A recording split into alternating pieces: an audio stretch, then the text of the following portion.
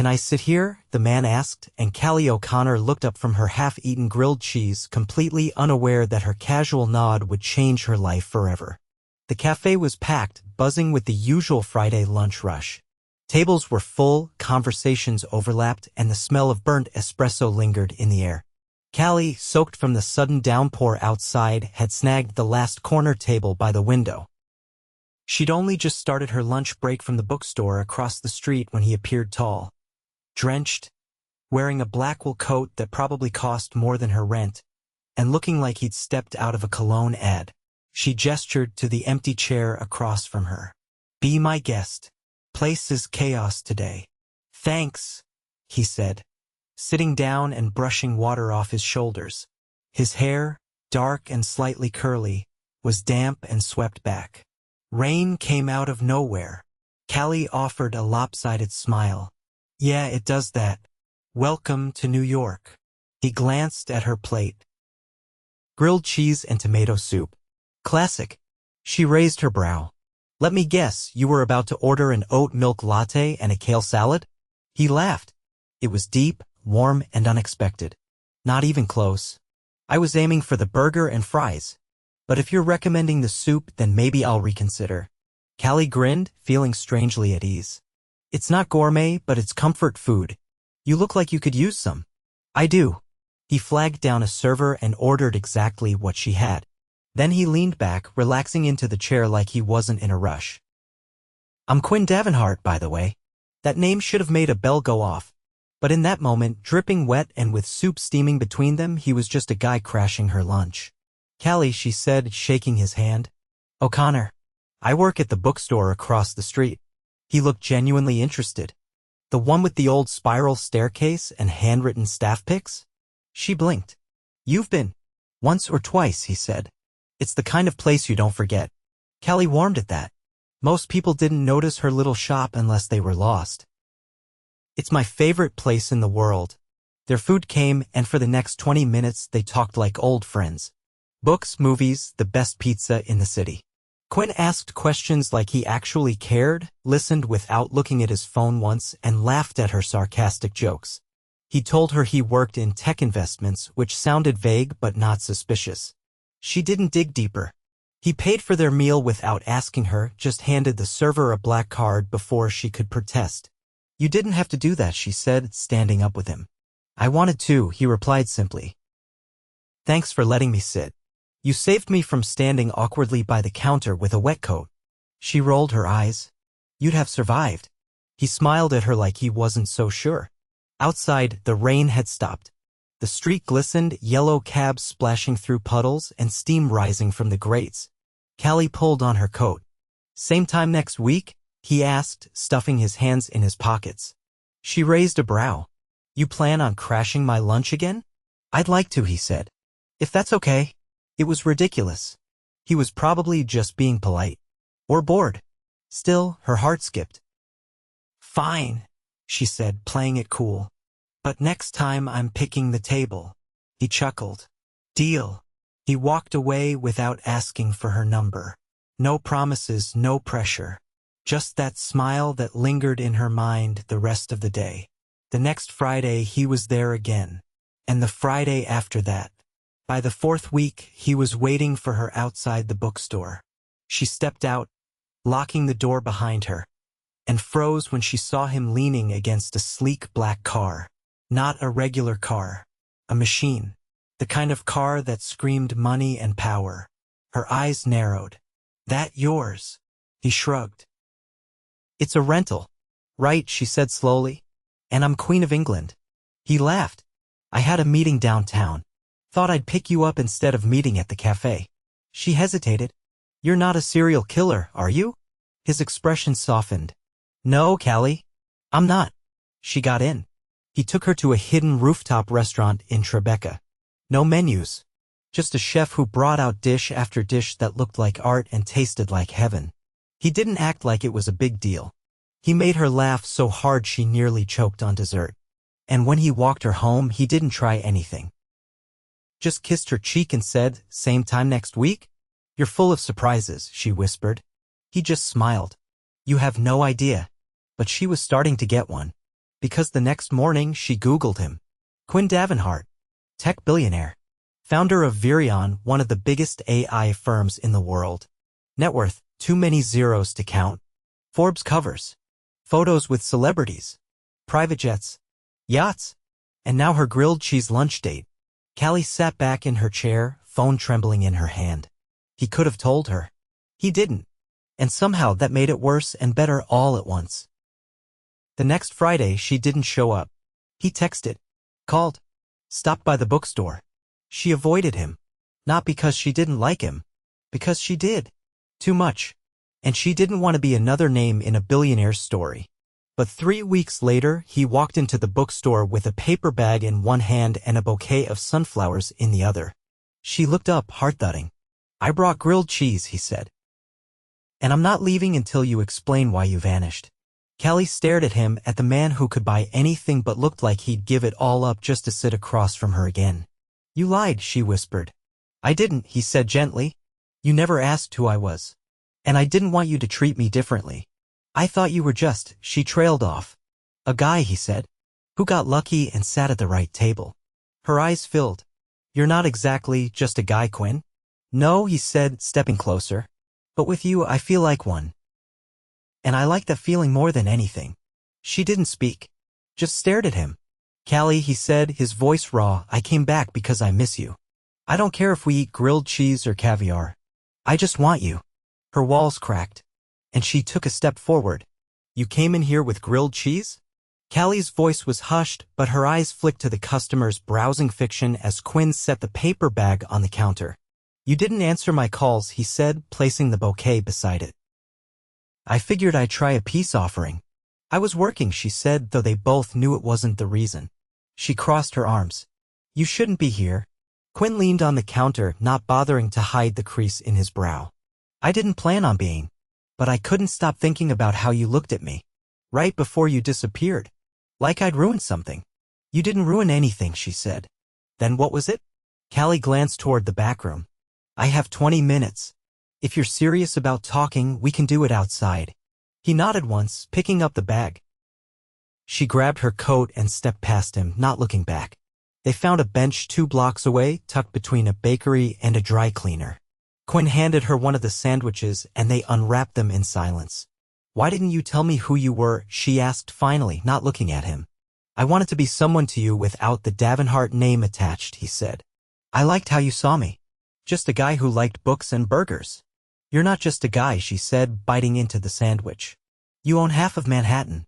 Only about 4 buildings, he replied. And technically, 2 of those are trusts. She exhaled a dry laugh, but it faded quickly. You could have just told me the truth. His gaze followed a pigeon waddling across the sidewalk. I've had people pretend to like me. Say what they think I want to hear. You didn't. You called me out on everything, even the way I order food. You mean correctly? He smiled faintly. Exactly. She took another bite, chewing slowly.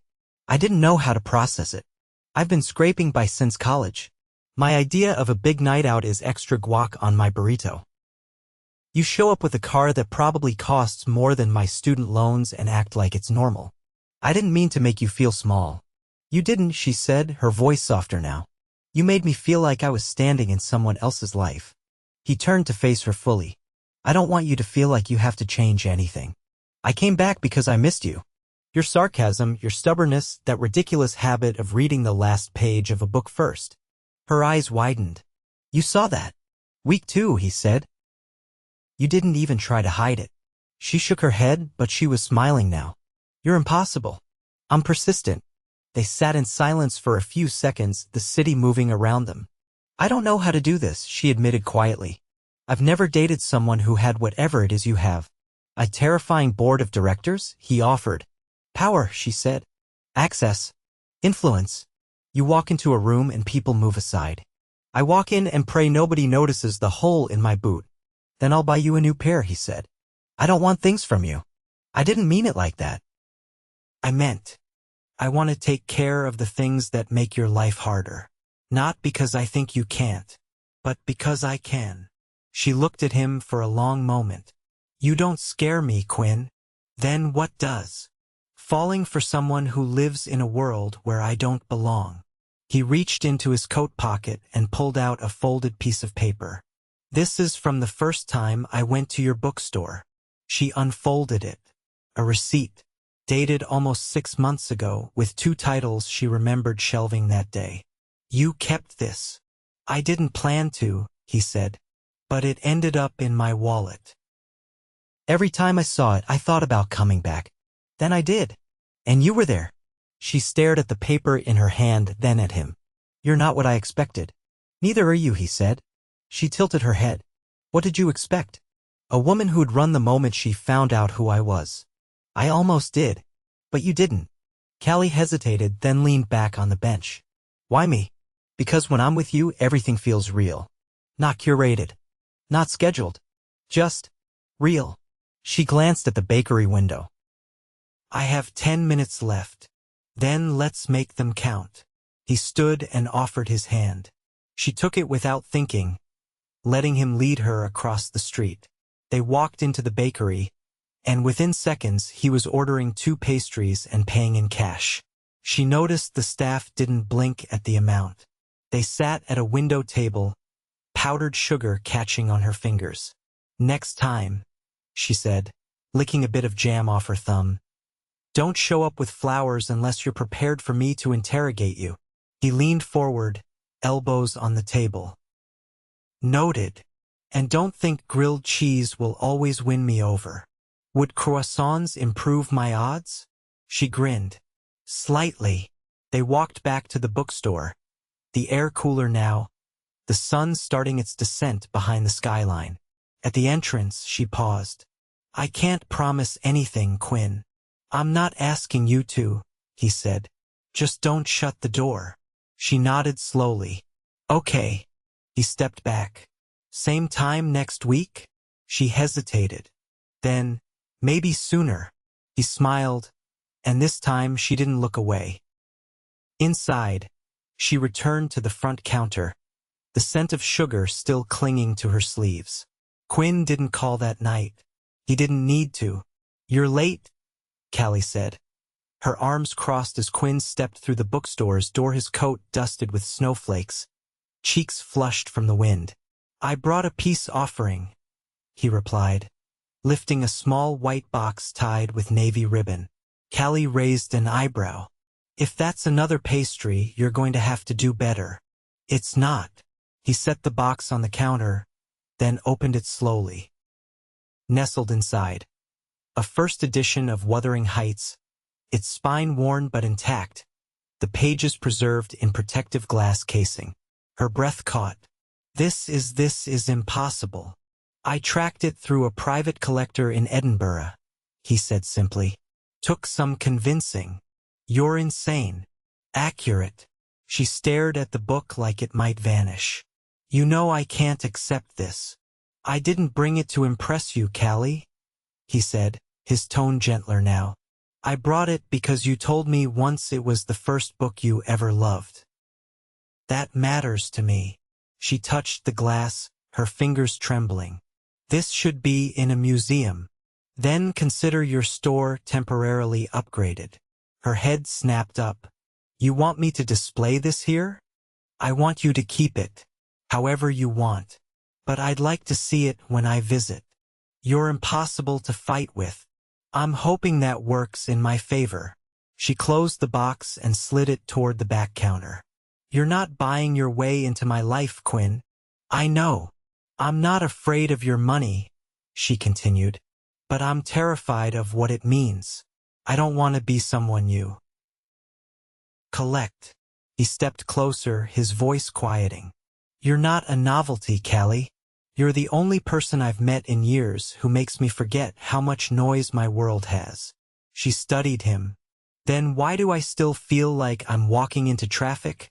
"Because I haven't shown you where we're going yet," he said. "Let me fix that." She hesitated. "How?" "Have dinner with me. Not somewhere fancy. Just somewhere different." She narrowed her eyes. "Define different." He smiled. "Dress warm. I'll pick you up after your shift." By the time the last customer left and the lights dimmed, snow had started falling in earnest. Callie wrapped herself in her thickest scarf, heart pounding as she stepped outside. Quinn was leaning against something long and glossy under a dusting of snow, a deep navy vintage convertible with a fur-lined blanket folded over the passenger seat. "You're insane," she said again, climbing in beside him. "I'm consistent." They drove across the city, past the glittering lights of Fifth Avenue, until the skyline faded behind them. Callie clung to the blanket, her breath fogging the window as they crossed a bridge into Queens. When they parked, she blinked. "This is a junkyard." "It's a rooftop," he corrected. "Above the junkyard." She followed him through a narrow stairwell, her boots crunching snow. Then he opened a metal door, and the city disappeared behind a wall of trees. A rooftop greenhouse stretched across the space, glowing from within, strung with low amber lights, vines climbing glass walls, bursts of color from winter blooms grown under heat lamps. Callie turned in a slow circle. "This is unreal. I bought the building last year. Thought I'd turn the roof into something unexpected." "Why?" He shrugged. "I like rare things." Inside, a small table had been set, 2 chairs, a bottle of red wine, bowls of steaming stew. A portable fireplace crackled nearby. "I didn't cook," Quinn said, pulling out her chair. "But I did choose the wine." She sat, still stunned. "You built a hidden garden in the middle of winter. You said you liked quiet places." Callie reached for the wine glass. "You remembered that?" "I remember everything you say." Over dinner, the conversation shifted. She asked him about his childhood, and he told her about growing up in Vermont, how he built his first computer from scrap parts in a garage. He asked about her parents, and she spoke of her mother's piano lessons and Sunday afternoons spent alphabetizing books by color just to make her laugh. Quinn leaned back in his chair, watching her. "You ever think you were meant to be somewhere else?" "Sometimes," she admitted. "But mostly, I think I'm right where I should be." He nodded. "Me too." For the first time in a long time. After they'd finished eating, they walked through the greenhouse, stepping carefully between planters and low-hanging bulbs. "Why me, Quinn?" she asked, stopping near a wide planter of rosemary and winter orchids. "Out of everyone in your world. Why the woman selling used books with ink on her knuckles?" "Because you're the only person who doesn't want anything from me," he said. "And I've never wanted someone more." She met his eyes, something tight in her chest pulling loose. "You're not easy to trust." "I'll earn it," he said. "Even if it takes me the rest of my life." She reached up, brushing snow from his shoulder. "You're not what I expected. I hope I'm better." Then he kissed her quietly, deliberately beneath the hum of grow lights and the scent of citrus and pine. Later, as he drove her home, she leaned against the seat in silence, her hands still in his. At the curb outside her apartment, he didn't ask to come up. He only kissed her again, slower this time, like the question had already been answered. And when she stepped inside, she realized something strange. Her life hadn't changed because a billionaire sat at her table. It had changed because she'd let him stay.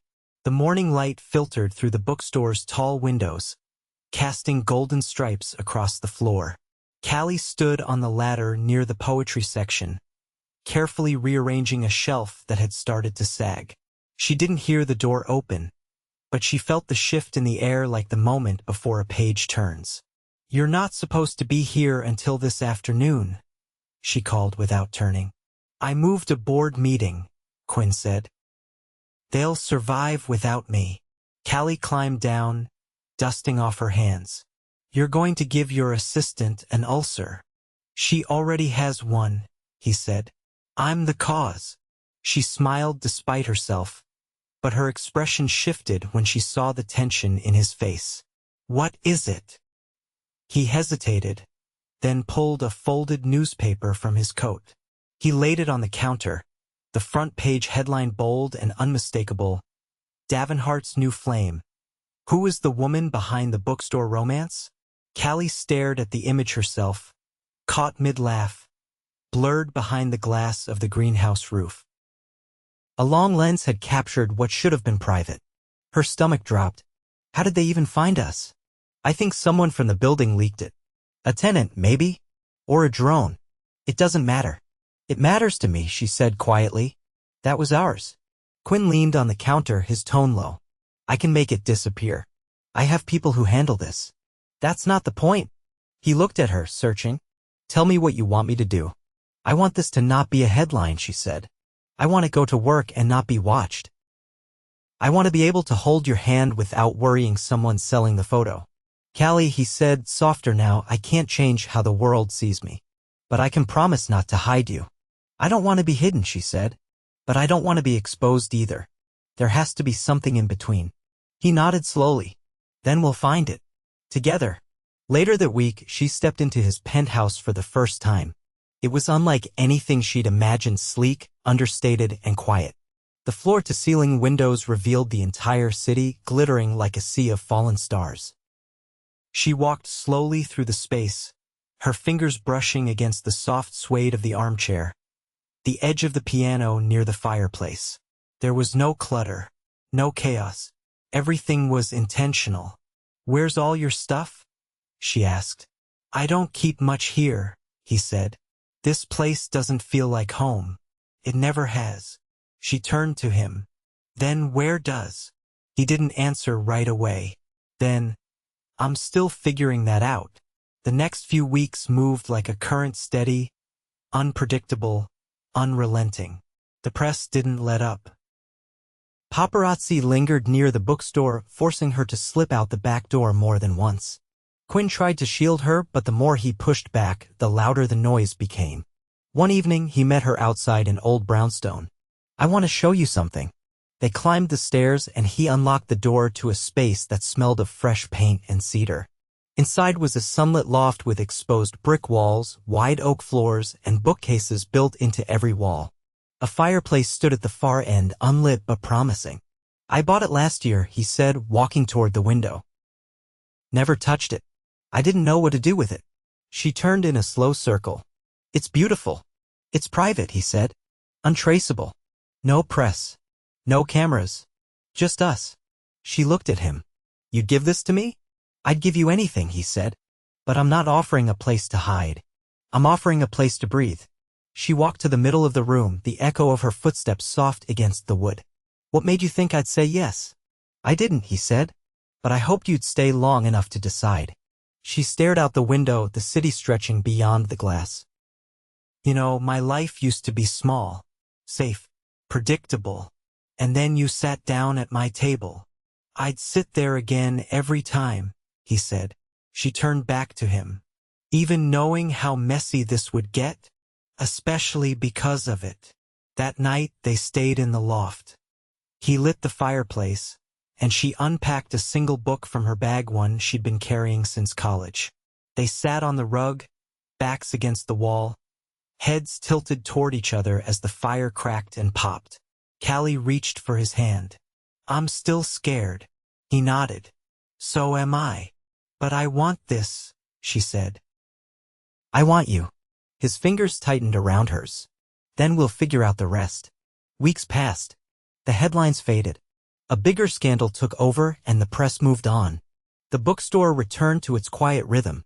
Customers came and went, unaware that the man sometimes shelving poetry was the same one who'd once been on the cover of Forbes. One afternoon, Quinn arrived holding a small wooden box. She was restocking the travel section when he approached her, his expression unreadable. I've been thinking, he said. Dangerous, she teased. Necessary, he corrected, opening the box. Nestled inside was an antique compass, its brass polished, the needle trembling slightly. I found it in a shop in Prague, he said. The owner said it was used by a man who crossed continents to find his way back to the woman he loved. She touched the metal, heart-thudding. It's beautiful. I thought it belonged with someone who already knows where she's going, he said. But I also thought I might ask her if I could come with her. She looked up, her throat catching. Are you asking what I think you're asking? I'm not proposing, he said. Not yet. But I am asking for the next chapter. Whatever that looks like. She closed the box carefully, then met his eyes. You're not always easy. I'm not always anything. But you're mine, she said. He leaned in, forehead against hers. Always. That night, they returned to the greenhouse rooftop. Snow had begun to fall again, soft and soundless. They stood beneath the glass, hands clasped, watching the city blink beneath them. Callie turned to him. "You know, when I let you sit down that day, I thought you'd eat your sandwich and leave. I thought I would too. But you didn't. I didn't want to." She smiled, then pressed her head to his shoulder. "Turns out offering a seat at my table was the smartest thing I ever did." He kissed her temple, his voice low and certain. "And sitting down at yours was the luckiest thing I ever did." Outside, the snow fell. Inside, they stayed together exactly where they chose to be. Callie tapped the edge of the compass box on her thigh, her gaze fixed on the lake ahead. The cabin Quinn had brought her to was nestled in the Catskills, surrounded by towering pines and a hush that made her feel like the world had stopped turning. The fire crackled behind them, throwing soft light across the wooden floors and worn leather armchairs. Outside, snow blanketed everything but the frozen lake, its surface reflecting the stars like polished glass. "I didn't think you were a cabin in the woods kind of guy," she said, turning slightly toward him. "I wasn't," he replied, pouring 2 mugs of hot cider and handing her one. "Until I realized how badly I needed to breathe." Callie accepted the mug, warming her fingers. "And you thought dragging me into the wilderness would help?" "No," he said, settling beside her on the thick wool blanket. "I thought being alone with you would." She exhaled, her breath visible in the cold air that seeped through the old windows. "I've been thinking a lot lately." He raised an eyebrow. "Dangerous." "Don't you start," she said, nudging him with her elbow.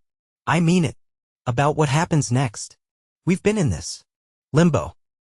Not hiding, but not fully stepping into the light either." He took a sip from his mug, nodding slowly. "What do you want, Callie?" Her eyes flicked to his. "I want something solid. Something that isn't dependent on whether we're in a penthouse or a cabin. I want a life that's ours, not one we're tiptoeing around." Quinn set his cider on the floor and turned to face her fully. "Then let's build it." She blinked. "Just like that. No hesitation. No delays," he said. "I've spent years building companies, acquiring properties, managing empires. And nothing, not a single thing, has made me feel more certain than you sitting across from me." Callie stared at him, her fingers tightening around the compass box. "I've already made the changes," he continued. "I stepped down from the board last week. I'm selling the penthouse. I transferred the company's daily operations to my COO. I'm not leaving New York, but I'm done living in it like I'm owned by it." She opened her mouth, then closed it. "You stepped down. I needed to make space for something real. For us." She looked down at the compass again, then back at him. "You're serious." "As a heart attack," he said. "And I've had a team renovating the brownstone. For you. For us. It's almost done." Her eyes welled. "You did all of that without telling me?" "Because I didn't want it to be a grand gesture. I wanted it to be a real decision. One I made with both feet in." Callie set her cider aside and crawled across the blanket to sit in his lap, her arms winding around his neck. "I don't need the compass," she whispered, "because I already know where I'm going." Quinn cupped her face, his thumb brushing under her eye. "Where?" "Wherever you are." Their kiss was slow, unhurried. Not a beginning, but a promise. Outside, snow continued to fall against the windows. Inside, everything felt still. That weekend, they didn't leave the cabin. They cooked together, Callie laughing as Quinn fumbled with pancake batter. They read aloud by the fire, took long walks through the woods, and stayed wrapped in blankets with no sound but the wind and each other's breathing. By the time they returned to the city, the brownstone was ready. Callie stepped inside and gasped. The old molding had been restored, the wood floors polished to a soft gleam. Her bookshelves had been replicated along the living room walls, and her favorite reading chair sat by the window, reupholstered in midnight blue velvet. But what stopped her was the kitchen table. It was the exact one from her childhood home, scuffed, uneven, with initials carved under the corner. Her mother's table. The one she thought had been thrown out after the estate sale. She turned to Quinn, her voice thin. "How? I tracked it down through the auction records, he said. It took time, but I found it in a warehouse in Connecticut. She walked over and ran her hand along the groove where her 10-year-old self had carved a crooked C. You brought home to me, she said. No, he said, stepping behind her. You brought home to me. I just made it permanent. A month passed.